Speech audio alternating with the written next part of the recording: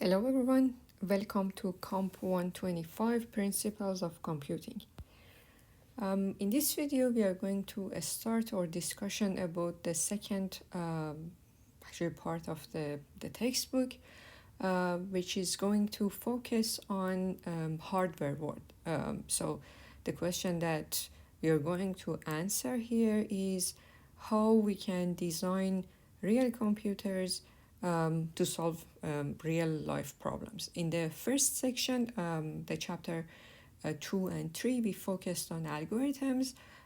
So those algorithms were actually written and it can be given to any agent computing. You can give it to, if you actually translate it to a computer programming language, you can give it to a computer, you can give it to a human to do it. So any kind of computing agent. So that was a completely abstract discussion. In this part, which is going to cover chapter 4 and 5 of the textbook, we are going to focus on designing the actual computers, some mechanical computers. We are going to learn about the digital logic, about the binary representation, how do we represent information data in the computer. We learned about the logic and design of different Boolean gates. We learned that how we can use those gates to design the electrical circuits. Then in chapter 5, we will see more high-level organization, how we can, using all of these logical circuits, how we can design memory, input, output devices, circuits, arithmetic logic units, which is going to be something like the computational unit, the CPU, and the control unit. So this is the whole theme of the next few weeks. So in this chapter, in this week, we are going to focus on binary representation of the data and how we can actually represent different type of information data in the computer. We briefly talk about some transistors and different, the physical circuits that will be used in computer.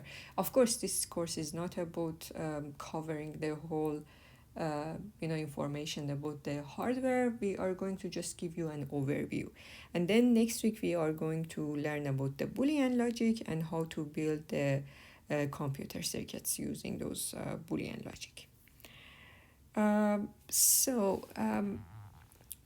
The first actually question that we wanted to answer here is that all of the information that we have as human in the outside, for example, we use some numbers, we have, for example, we write some books, some text, right, images, sound, all of this information, when we are pass it through the computer, how it can be represented on the computer.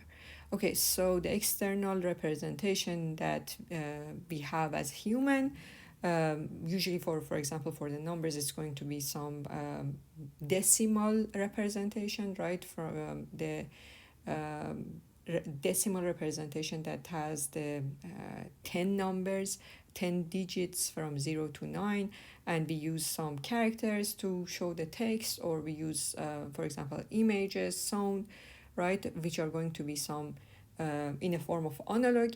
And the internal representation here is going to refer to how we represent all of this information in data inside the computer.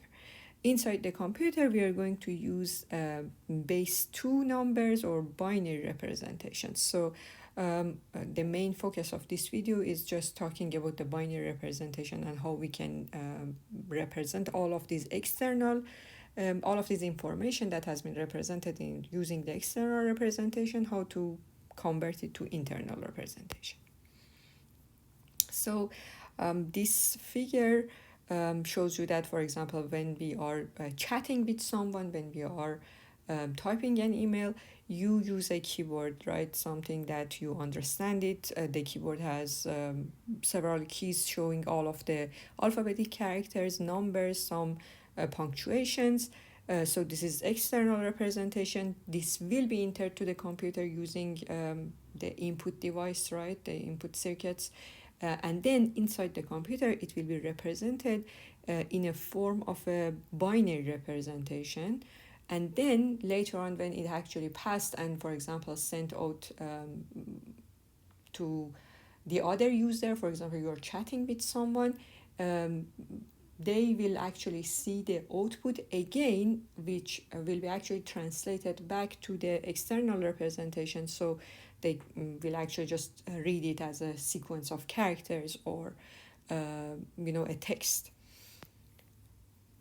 Okay, so again, as I said, usually as humans, right, we use the regular characters, the alphabetic characters for showing the text, punctuation, and the decimal, the digits from 0 to 9.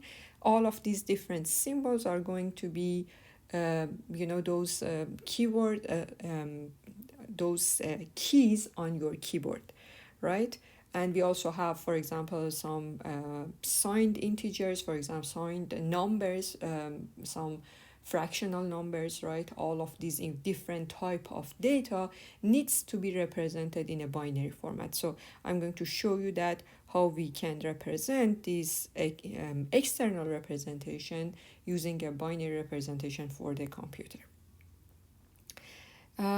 So the very first actually type of data that we are going to see how we represent it as a binary representations are the the integer. So first let's review the decimal representation, something that we use as humans. The thing is, decimal representation is a positional notation actually. Okay, so you have some quantity, some number that you wanted to represent it in a decimal representation. So what you will actually do is that that number, that actual number that you have, you try to in fact find and write it in a in a form of the summation of different powers of 10. Okay, so let's think about a number like 4,763. So unfortunately, the thing is we usually use as, the decimal representation as or natural understanding of numbers. So whatever I'm saying, it just looks very obvious to you, but I'm going to actually show you the fact behind it. So this number that we have, we wanted to first to find that how many, the biggest power of 10 that we have here is going to be what? This is going to be 1,000, right? So how many thousands, how many powers of 3 of power 3 of 10 we have in this 4,763. We have 4 of 10 power 3, right? And then you actually just reduce this from the total amount, and the remainder is going to be 763 numbers, right? And then you are going to represent this, so you again find the largest power of 10 that you have here. It's going to be the power 2. How many of power 2 you have? You have 7 of power 2. So this is going to be the next actually digit, the next highest value digit that you have. This is going to be 7, and then the remainder is going to be 63. You wanted to actually look for the highest power of 10 that you have here. It's going to be power 1. So how many of 10 power 1 you have in 63? This is going to be 6 of it. So this is going to be the next digit, and then the remainder is going to be 3. So what is going to be the largest power of 10 that you have in this amount. This is going to be the power 0. 10 power 0 is going to be 1, right? So 3 of 1 you have. So this is going to be the last digit, the least value digit. So at the end, the biggest, the largest, the total amount that you have will be represented in a form of a four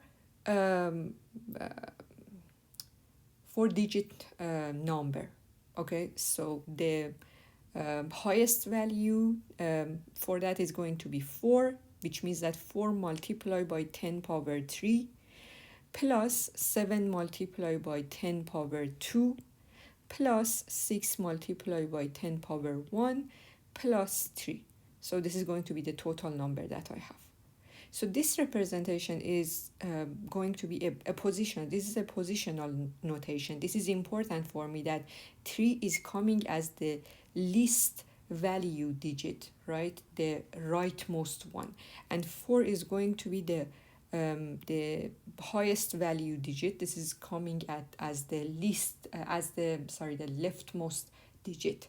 Okay, so the least value digit is coming as the rightmost one, and the highest, and you actually just, as you go to the left, you increase the value of the digit, and you increase the power of 10, right? This is going to be 10 power 0,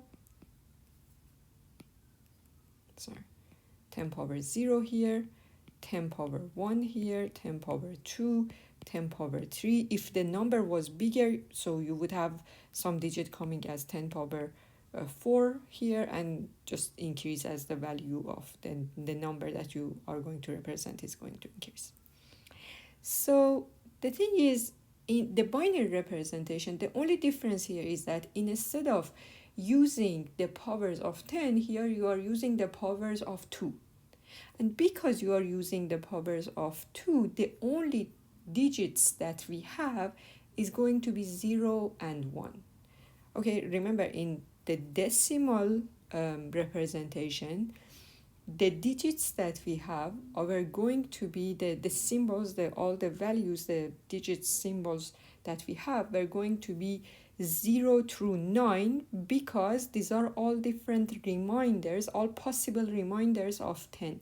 When you divide any number by 10, the remainder is going to be either 0, 1, 2, 3, 4, 5, 6, 7, 8, and 9. And there is no more remainder, right? So 10 possible reminders. If you are moving to another representation, for example, the binary representation, this is going to be all the reminders for 2. So any value if you divide it by 2, all the possible reminders are going to be 0 and 1. So I only going to have 2 possible symbols or digits, 0 and 1. If you were going to use another representations, for example, in base 3, the digits were going to be all the possible reminders of dividing any number by 3. So this is going to be all the digits were going to be 0, 1, and 2. Nothing more. You can see that, for example, that 3 is not going to come as a digit. 0, 1, 2. If you have, for example, going to represent your numbers in base 5, so all the possible digits that you have are going to be 0, 1, 2, 3, and 4. Okay, so the total number of digits is going to be equal to the value, that base that you have, and they are going to be all possible reminders starting from 0 until the the base minus 1. So okay, let's I'm trying to actually just tell you that the binary representation is not something very special. You can represent your numbers in base 10, in base 2, in base 5, in base 7. You can just choose which base you are going to represent your numbers. But the thing is, computers are going to use base 2. That's why we focus on base 2. But all of the discussions that we have is valid over any base that you are going to represent your number in. Okay, so let's now actually focus on the binary system. Again, I'm just telling you that in the binary representation, we are going to use that positional notation again. So the least value digit is coming as the rightmost one, and the the greatest value digit is going to be the leftmost one. And as you are going to actually from starting from the right and going to the left, you increase the power of 2. So if I have a number like this 111101, this is my number. This is if this number is represented in a binary representation.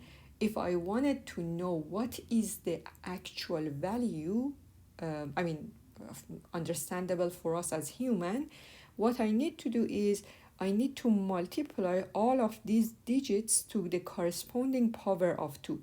So 1, which is going to be the least value digit, will be multiplied to 2 power 0. 0 will be multiplied to 2 power 1.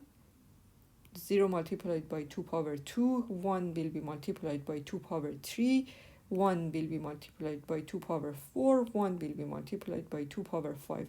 And then you would add all of these values.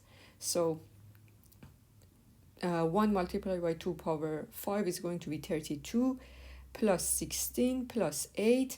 0 multiplied by 2 power 2 is going to be 0. 0 multiplied by 2 power 1 is going to be 0. And 1 multiplied by 2 power 0. Remember, 2 power 0 is going to be 1, right? So this is going to be 1. You just add all of these values together and you will get that value understandable for us represented in a decimal representation. So 57 in base 10 will be represented as 111001 in base 2. They are going to be equivalent. Usually we actually just show them as a subscription. So 57 in base 10 will be equal to 111001 in base 2. So this is the mathematical notation. Later on I'm going to actually show you that, because using the subscription as in computer, in some notations, in the Ascii notation, is going to be hard. Sometimes you actually just use it, for example, with a b at the end. It actually just represents that this is going to be a binary number, this little b that you put it at the end. So I'm missing a 0 here. Okay, so this is going to be a binary number. And this is how you understand the actual value of that. So the representation is not important. This is going to show exactly equal to 57.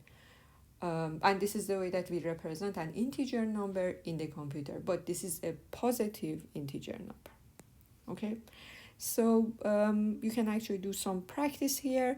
For example, this binary number here, what will be the value, equivalent value of that in decimal format? To get that, you need to actually just start it from the leftmost digit and multiply it to different powers of 2. So 1 will be multiplied by 2 power 0, 0 will be multiplied by 2 power 1, 0 will be multiplied by 2 power 2, and the result is going to be the summation of all these numbers, which is going to be 1. So the thing is, when you have a binary representation, just like the decimal representation, this can be represented as just 1 as well, because all the zeros on the right can be just ignored. Okay, how about this number?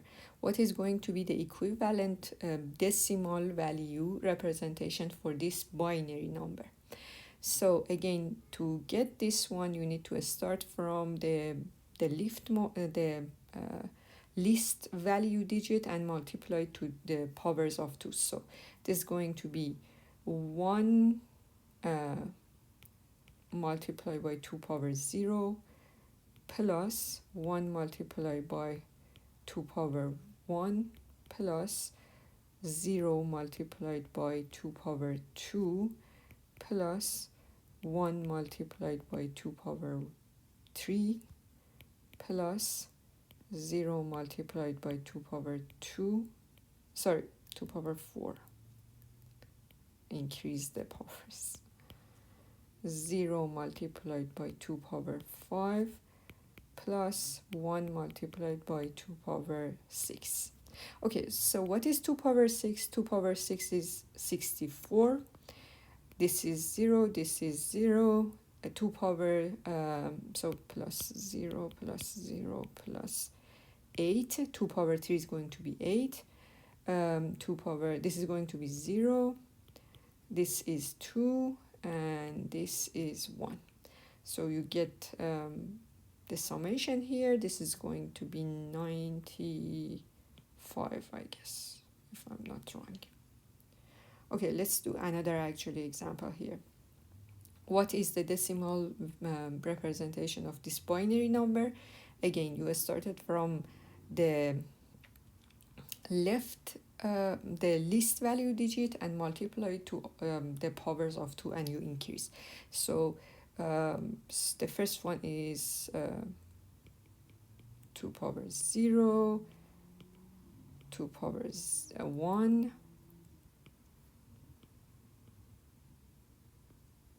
2 power 2,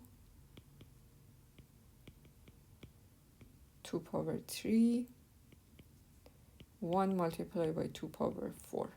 What is 2 power 4? This is going to be 16. So the result, all of the rest of it is 0. So this is going to be 16.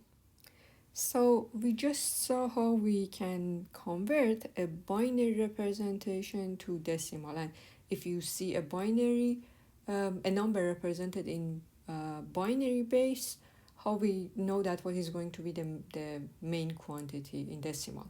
So what if I have a number in decimal and wanted to actually convert it to binary representation? So the idea here is to, you have to keep dividing the value that you have by 2 and keep the reminders. So let me actually just show you what's happening. For example, you are going to convert 19, which is represented in decimal format, right? I wanted to find out what is going to be the binary representation for 19.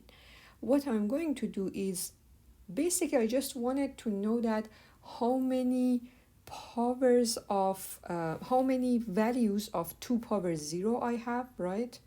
How many values of 2 power 1 I have in 19, how many values of 2 power 2 I have, how many values of 2 power 3 I have, and continue, right?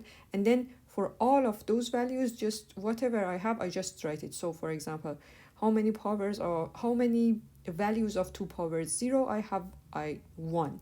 How do I know that? This is going to be the first reminder. You just divide 19 by 2, and what you get is going to be the reminder. This is going to be the least digit value in the binary representation. So this is going to come in here, this reminder.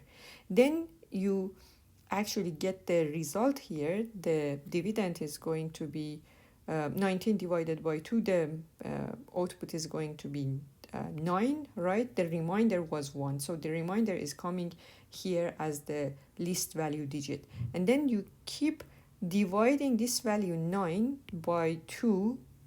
And what is going to be the output here, the reminder again, is going to tell me how many value of 2 power 1 I have. So this digit is coming here.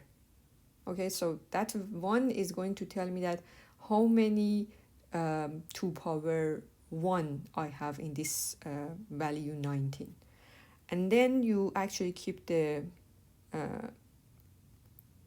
result here and keep dividing that. 4 divided by 2, the result is going, the reminder is going to be 0. So 0 is going to tell me how many powers of how many 2 powers 2 I have in this value. So I will keep this digit as the next digit in the order from right to left. Keep dividing the result. 2 divided by 2, the result, the reminder again is going to be 0. So this digit is coming here, and the final actually is going to be 1. 1 divided by 2, the result is 0. So you stop whenever you reach, when you are actually just keep dividing by 2, you will stop whenever you reach to 0. And then this remainder, the final remainder, is going to be the highest, the greatest value digit for me. So the final result, the equivalent value of 19 is going to be this number, 10011. So that's going to be, in fact, very simple. It's just you keep dividing the value, the original value that you have, by 2 and keep the digits, keep the reminders. But be careful that you write the digits, the reminders, from right to left. So the very first digit is going to be the least value, the very first reminder is going to be the least value digit. The next one is coming actually after that. Okay, so just remember about the, this order. If you are not actually used to it, I'm sure that you are not used to it if you haven't seen it before in any other course. So try it over a couple of examples, and what you can do is that after you are done and you write down your final binary representation, to just make sure that you get it right and you are not missing anything, what you can do is that just try to convert it back to decimal. Just multiply this one to 2 power 0 plus this one to 2 power 1, and actually so on, and then get the result. Whatever is the result is going to be equivalent to the original value that you are going to represent it in binary representation. So that's going to be a sanity check at the end. Whatever you get the result, you can just make sure that just try it again, see that you get the original value. Here is another example, just for example how to convert a value like 431 and get the binary representation for that. Keep dividing it by 2 and keep all of the reminders, then write the reminders from right to left, or in reverse format. So this is going to be the least value digit. This is this one here, and then you have 1. Just write them from right to left. Okay, and you have another 1, you have another 1. You can see that this 0 is coming as the 5th position, and you continue from right to left. You can actually do a couple of exercises here. Let me actually solve the first one for you. 255, if you divide it by 2, the remainder is going to be 1. The output is going to be 127, I guess. If you divide this one by 2, the remainder is 1. The output is going to be 63. If you keep divide it by 2, the remainder is 1. The output is going to be 31. If you divide it by 2, the remainder is 1. The output is going to be 15. Divide by 2, the remainder is 1.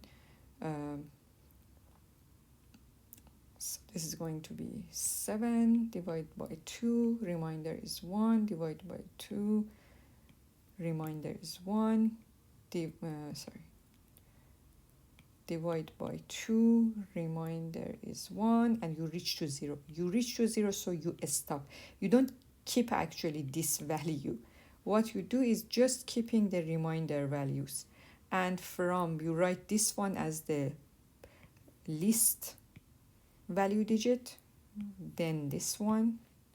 It happened to have all of them as 1, so at the end the order might actually doesn't look any different, but the order is important in general for us, because if you had a couple of zeros, you would have a completely different result.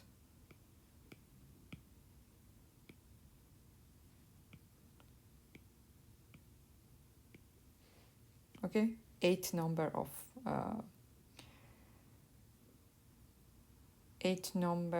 ones. So these are some other actually examples that you can try. Okay, so the thing is, now we know that how to represent a number, an integer number, in a binary representation. Here I wanted to actually talk about some facts, some concept which we call it arithmetic overflow error. The thing is, computer has a fixed amount of space to represent any value. So based on the maximum, based on that fixed amount of space that we have, we are going to have a maximum value that we can represent. So in computer, everything, as I said, is going to be represented as a binary, right? So everything is going to be a sequence of zeros and one. Each of them is called a bit. Okay, so if I have only 4 bits, it's just like I have a position that I can keep only four values. All of these values are going to be either 0 and 1, right? So because of that, I can actually represent different numbers, right? In this position, for example, if I have 0, 0, 0, 0, I am representing one value, right? And then if you have, for example, 0, 1, 0, 0, you are representing something else, right? But this, because the amount of space that I have, the number of bits that I have is fixed, there are some maximum value that I can represent here. So that maximum value is going to be when all of these bits are going to be 1, right? If you are representing an integer number. So this value is going to be the maximum value that you can represent using 4 bits, because you don't have any more space, right? When all of them is going to be 1, this is going to be the maximum integer value that can be represented there. So if you have 4 bits, this is going to be 2 power 0 plus 2 power 1 plus 2 power 2 plus 2 power 3. So the result is going to be 15. So 15 is going to be the maximum value that you can represent. 0 is going to be the minimum value that you can represent. So all the numbers, all the integer numbers between 0 and 15 can be represented using a 4 bits. So what would happen if you wanted to, for example, represent 16 in just 4 bits?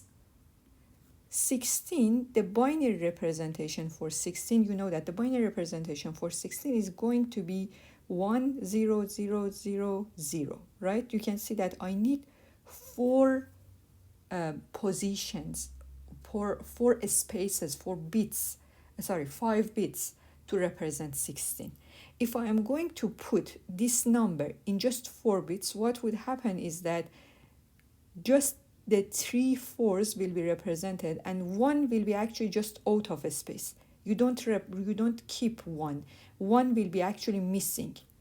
And this is called arithmetic overflow. You are trying to put a value which is bigger than the space that you have, and you get an error because you expect this value to be 16, but what you are getting is actually 0. The reason is that you don't have enough space. It's just like you got overflow. You got actually more than. It's just like you had a bubble, and you try to actually put more than the capacity, and that's why a part of it is actually just missing, and the result is going to show you a wrong number. This is going to be an error, and it is called the arithmetic overflow.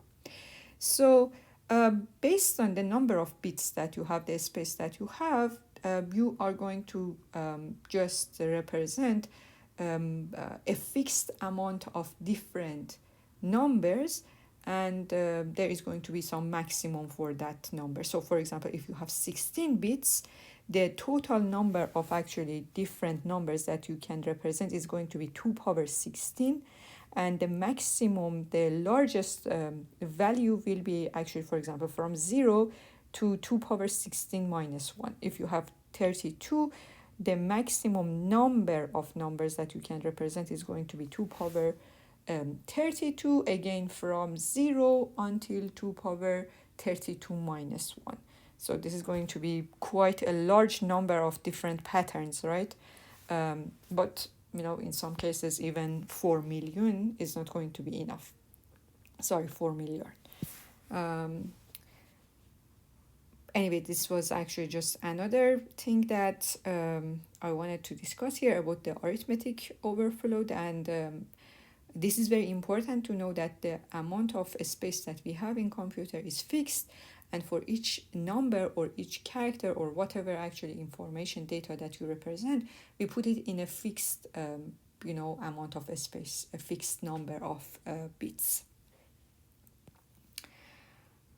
Okay, so far we have just talked about the positive integers, but we might have some other type of actually values as well, like the negative integers. How we can represent a negative number in a binary representation. So to represent a negative number, in fact, 2 different methods have been discussed in your textbook. The first one has some issue. Let me actually just show you that this kind of is very intuitive, that you might actually just think that, okay, I have a couple of fixed number of bits to represent my number, right? I can consider one of those bits to show me a positive or a negative value I have. So for example, if it is 0, I will consider it as a positive value. If it is 1, I will consider it as a negative value. Usually, this is going to be considered as the rightmost bits for us. So we will, in this representation, we will keep the rightmost bit just to represent the positive or negative value. So this value is not going to be contributed in showing the magnitude of the number that I'm representing. It's just showing that either it is positive or negative. If it is 0, if I store 0 here, it will be, so let me actually use a different color. If I use 0 here, it means that it is a positive. If it is 1, it means that it is negative. And the rest of the bits are going to be represent the magnitude, the value that I have. So the rest of it is going to be just like the way that we represent the binary representation that we already actually discussed.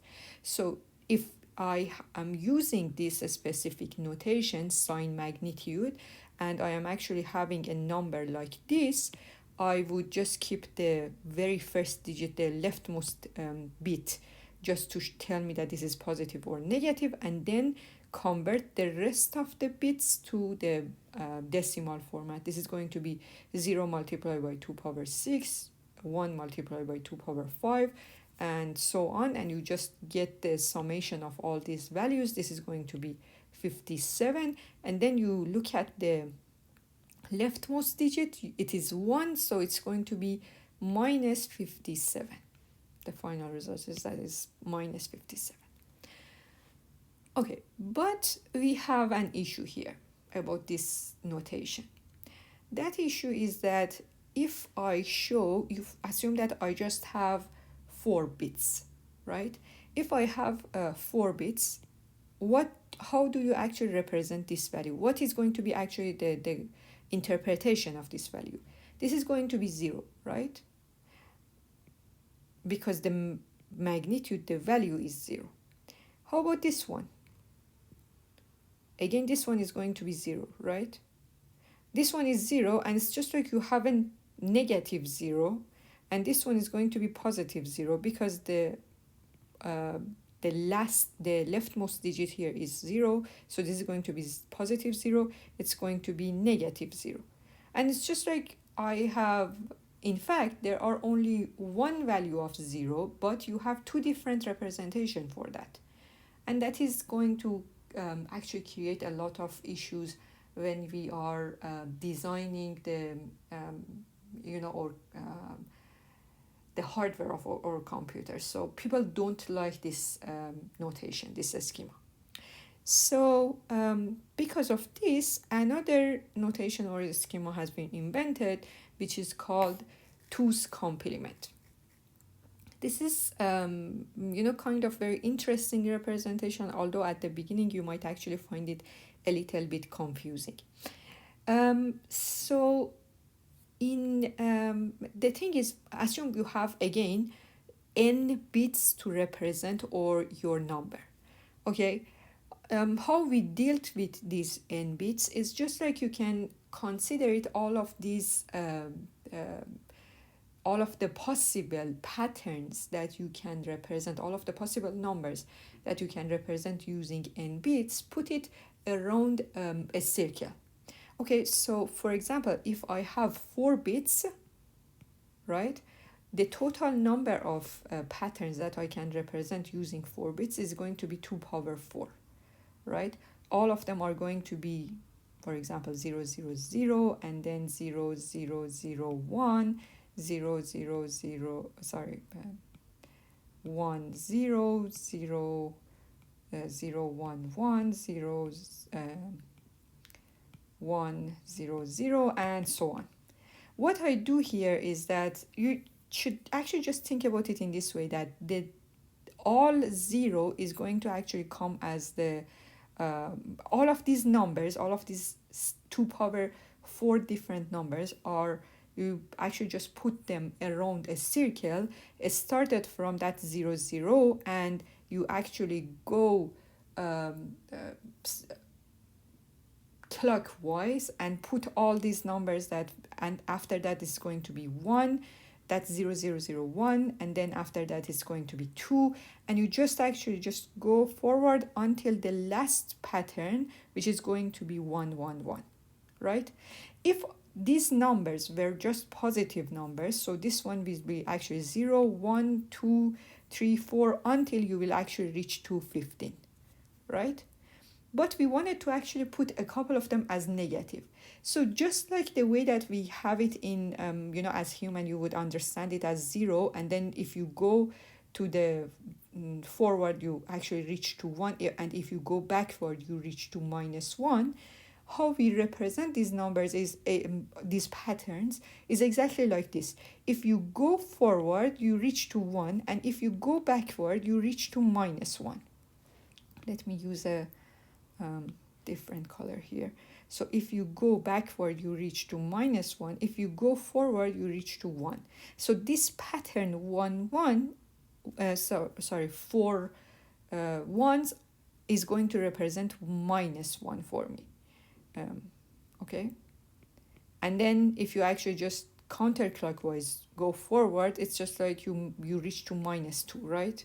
You have -2 here, and then if you go back again, you reach to -3, and so this value, this pattern is going to represent -3, -4, and continue. So if you go clockwise, you just increase the value. If you go counterclockwise, you just decrease the value.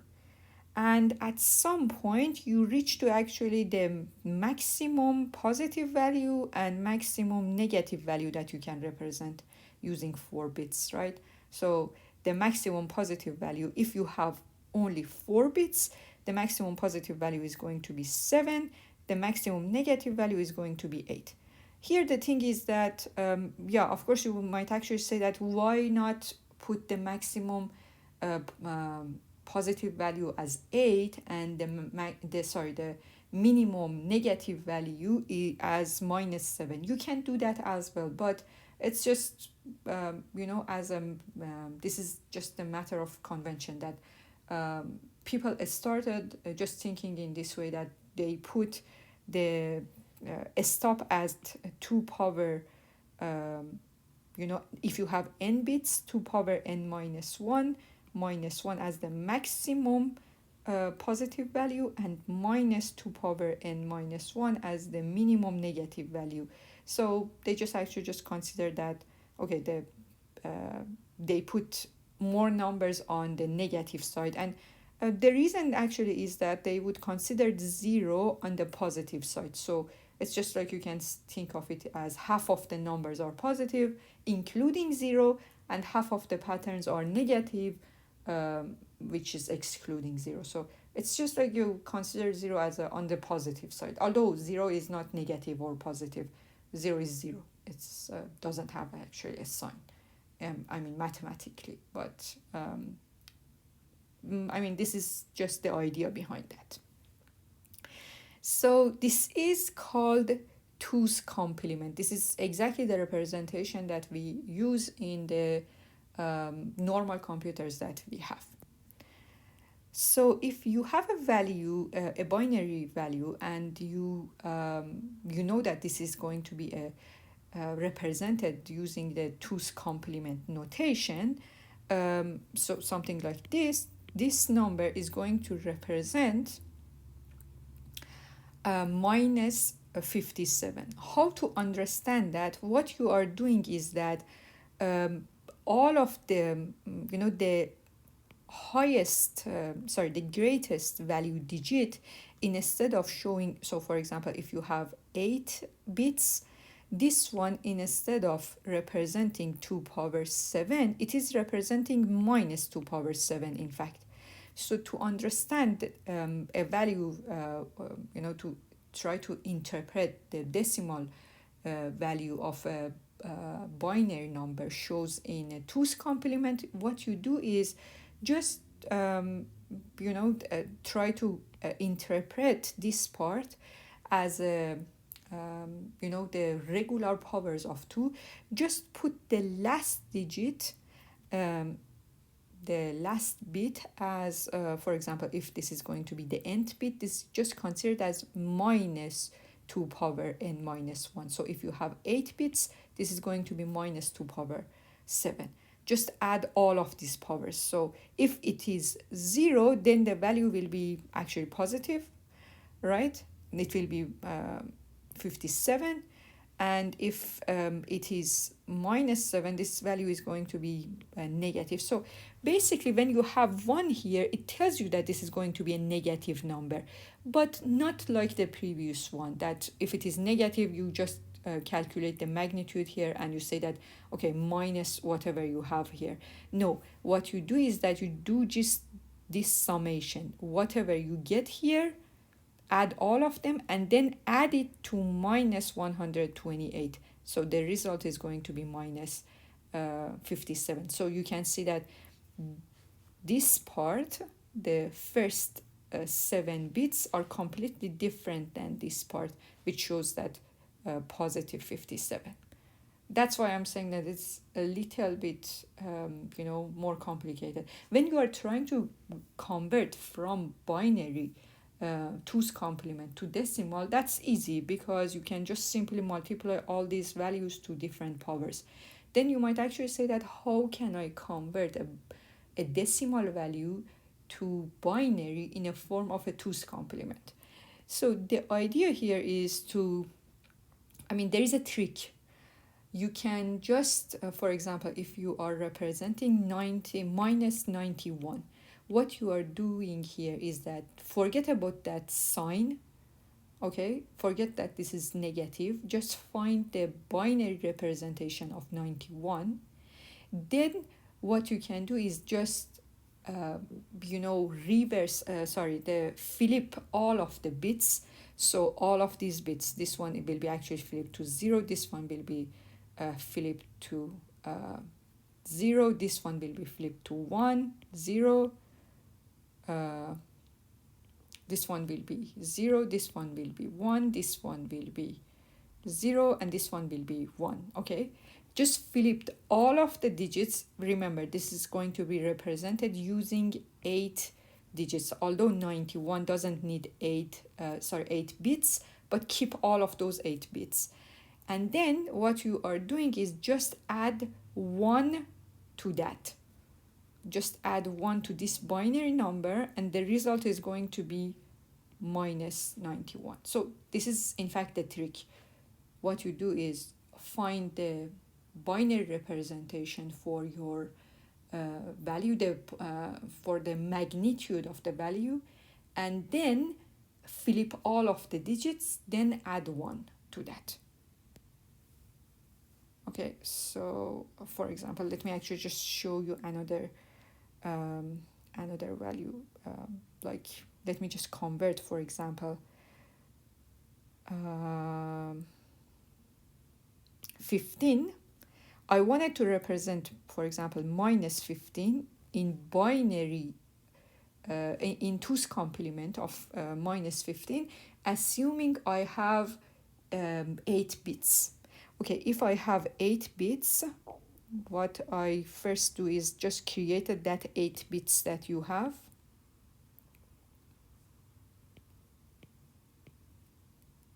I have more than that. Okay, then convert just the magnitude of your value, which is going to be 15. 15 will be 1, 1, 1, 1, 0, 0, 0, 0. Okay, I'm actually just keeping all those 8 bits. Then flip all of the digits. So this is going to be 0, 0, 0, 0, 1, 1, 1, 1. Then add 1 to the results. So this is going to be the final result. 1, 0, 0, 0, 1, 1, 1, 1. Just put it. So this is going to be the final 2's complement representation for minus 15. Okay, so far we talked about just integer numbers. The next the next type of actually numbers that we are going to show is fractional numbers. So to actually just show the floating point or fractional numbers, I'm going to actually just first talk about the scientific notation, that we have in math as humans. So for example, if you actually just understand this scientific notation, right? This scientific notation is going to have is actually created from 3 parts.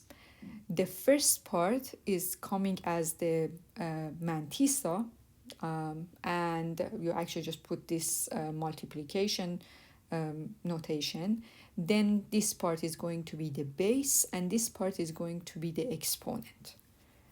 Okay, a base exponent base, and the other part is going to be the exponent.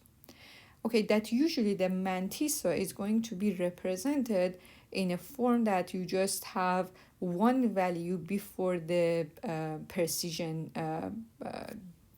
point. Okay, so whatever you have, you just keep just one value before the this precision point. So the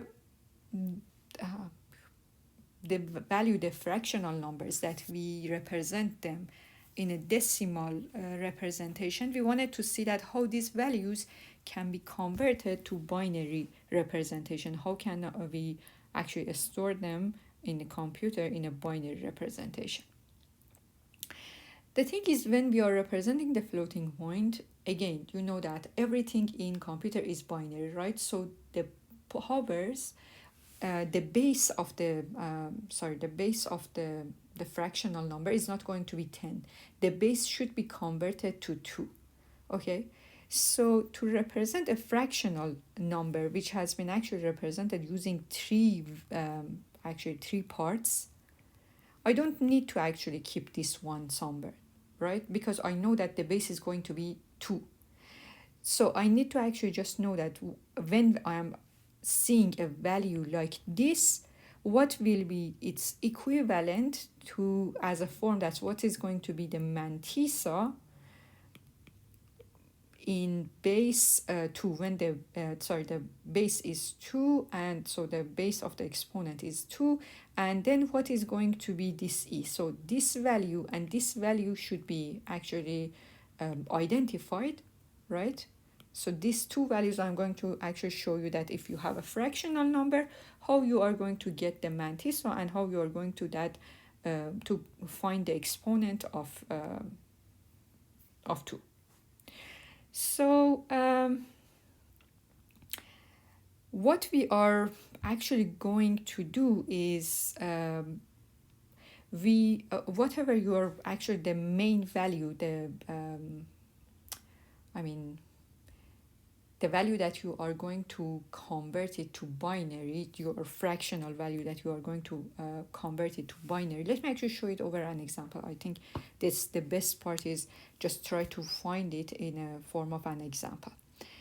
Okay, so if I have a floating point number, a fractional number like positive 5.75, so I will deal with the the value before the precision digit separate, and then I will deal with this one actually separately. I will convert this one to a binary representation. Then I will try to find out what is going to be the representation of 0.75. Okay, because working with actually the actual part of it is much easier. The binary representation for 5 is going to be 101, right? But I need to understand that if I have a value smaller than 1, how can I represent that value in binary representation? Because definitely there is no value of 2 power, even 2 power 0, right? So the values of the powers of 2 which are available in this small value, the value is smaller than 1. So if you have a number, whatever is the number between 0 and 1, this number should be represented using some powers of 2, right? Those powers of 2 are going to be negative powers. So this is important for us to understand that, for example, 0.75, how many values of 2 power minus 1 you have. What is 2 power minus 1? 2 power minus 1 is going to be 0.5, right? And how many values of 2 power minus 2 you have? This is going to be 0. So what is 2 power minus 2? 2 power minus 2 means that 1 divided by 4, right? So this is going to be 0.25. How many powers, so how many values of 2 power minus 2 power minus 3 you have? This one is going to be 1 divided by 8, which means 0.125. Okay, so it's just like I wanted to know that how many 0.5 you have in 75, how many 0.25 you have, how many 0.125 you have. So for 0.75, I would have one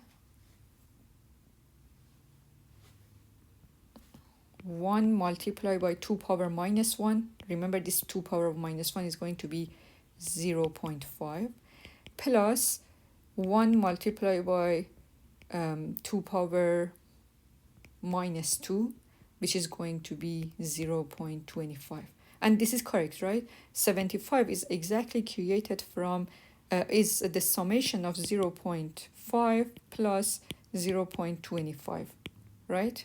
So this is going to be the binary representation for this value is smaller than 1 is going to be 0, 1, 1. So 0.75 will be represented as, in decimal, will be represented as 0.11 in the binary representation. Okay, so now I have the binary representation for 5. I have the binary representation for 0.75. So this is going to be the mantissa, right? And this decimal value that I have here, this decimal value that I have here, if you show it as a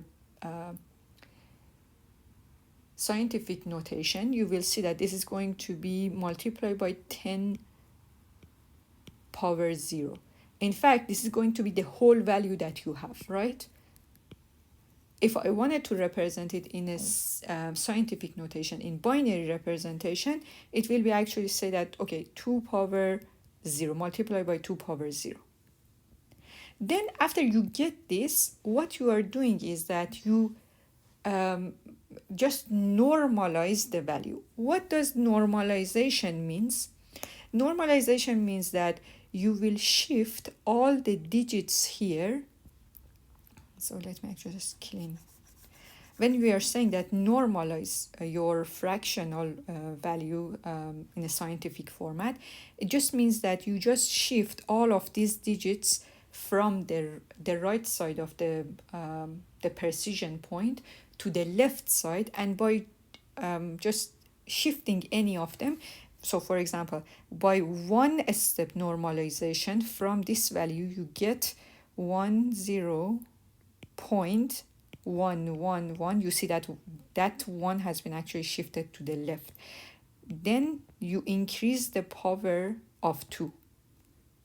By one more step of normalization, you would get 1.0111, and you increase the powers of 2. And one more step, 10111 multiplied by 2 power 3. So this is going to be the final representation of my number. You can see that I shift all of the values on the left side of the precision digit to the right until I get nothing on the left. So you can see that the dot is at the very left of the mantissa. So this is the final binary representation. Now just think that, okay, I have some fixed number of bits that I'm going to put this value in that fixed amount of bits. For example, if I have 16 bits, what we are doing is that we consider one bit, the leftmost bit, as the just showing the sign of the mantissa. Either this is a positive or negative value. So if it is positive, you would put 0 here. If it is negative, you would put 1. And then this is the very first, the leftmost bit. So this is the very first bit. The next 9 bits, for example, just assume that the total I have just 16 bits in total. So 1 bit is going to be represented the sign of the mantissa. 9 bits will be representing the value of the mantissa, okay? And I don't need to actually keep 2 because I know that the power is 2.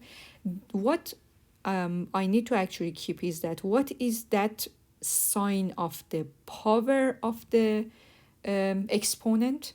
It is either positive or negative. Again, 0 for positive, 1 for negative. So 1 more bit to just show the sign of the exponent, and the value of the exponent will be kept in the last 5 bits.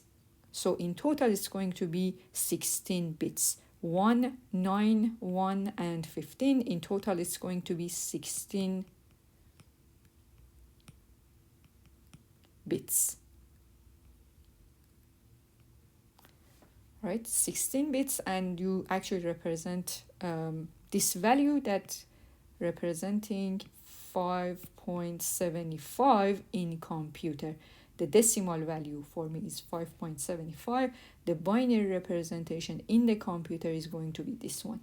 You can see that this is important for me to know how many digits you have. How many bits you have.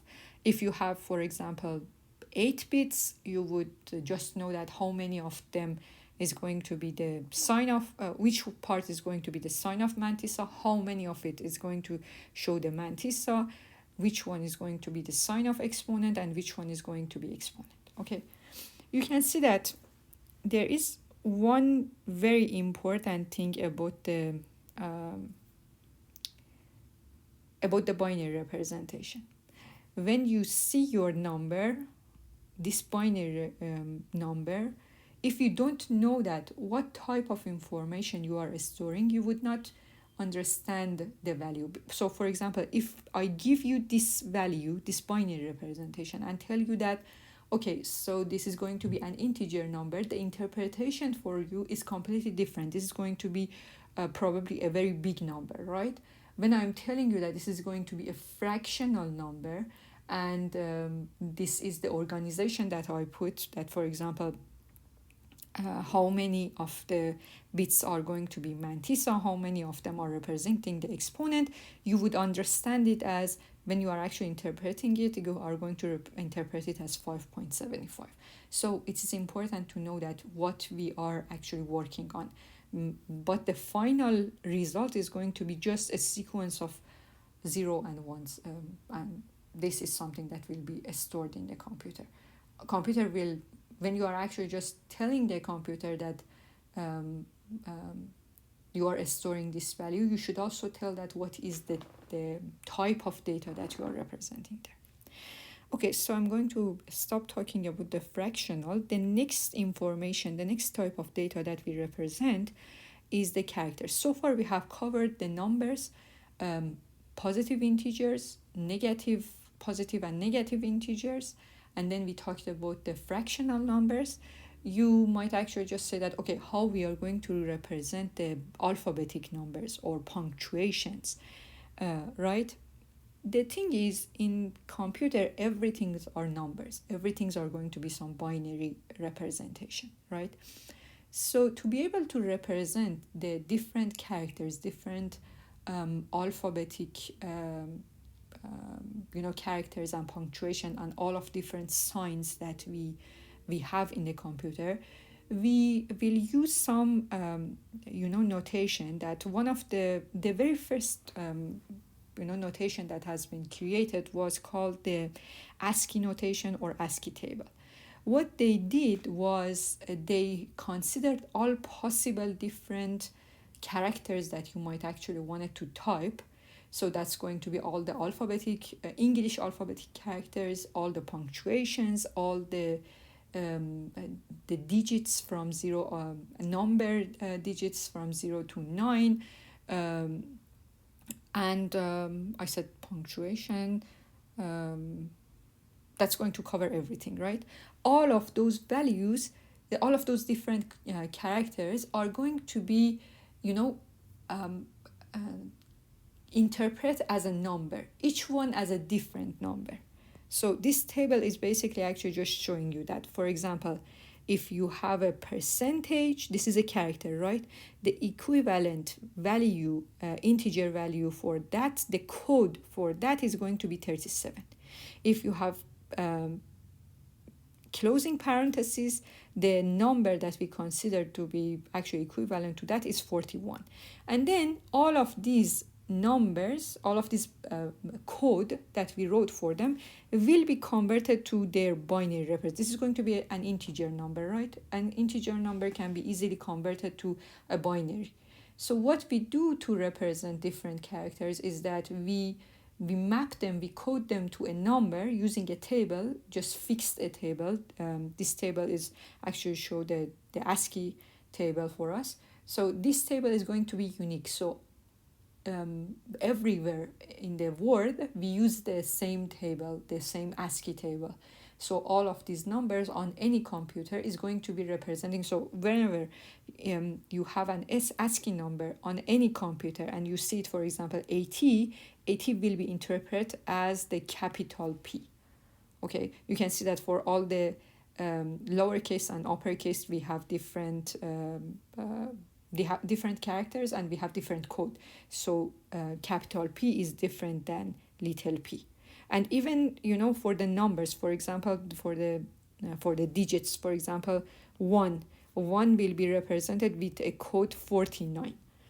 You should actually know that 1 for us as a character is different than 1 as a number. Okay?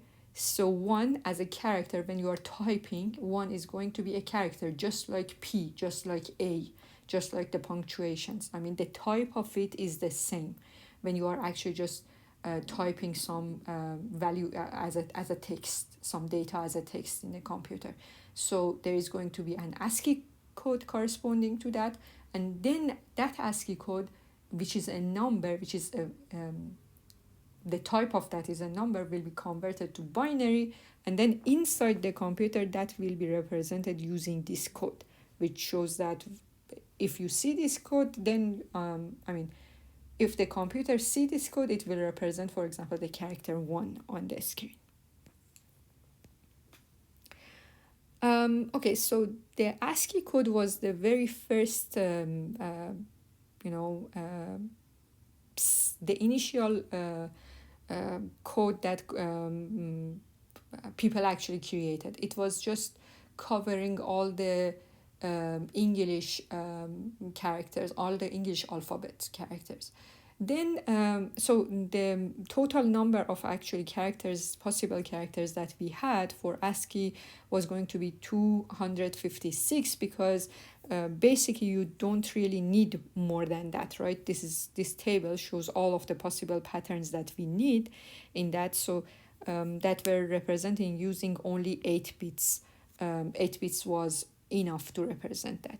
Later on, some other actually type of code like the Unicode has been created so that it actually covers more type of characters. For example, all the Roman, characters, all the Arabic numbers, many different actually type of numbers can be created using in the Unicode. And because the size of the number of characters that they wanted to cover is more than 256, they needed more space.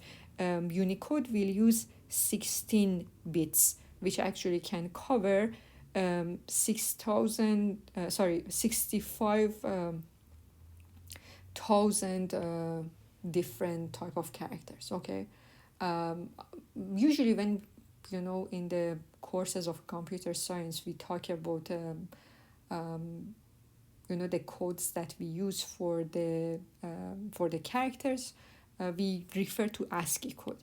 But you should actually know that there is a Unicode as well. Okay. That important note that I have actually talked about it before, I'm going to refer to that again here, that computer on its own just works on the binary numbers, right? And a sequence of values, when you actually write down something like 1000111111000, computer doesn't know that what exactly is the type of this. Is it going to be an integer number? Is it going to represent an ASCII code? Is it going to represent fractional number? Is it going to represent a positive, negative value integer number? What is the type?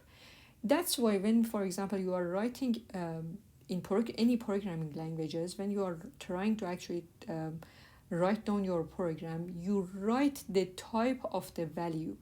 For example, you would say that this is going to be a Boolean value, this is going to be a character, this is going to be an integer number, this is going to be a floating point number. So based on that, the computer, when the computer reads this pattern, based on the type of that, they can actually interpret it properly.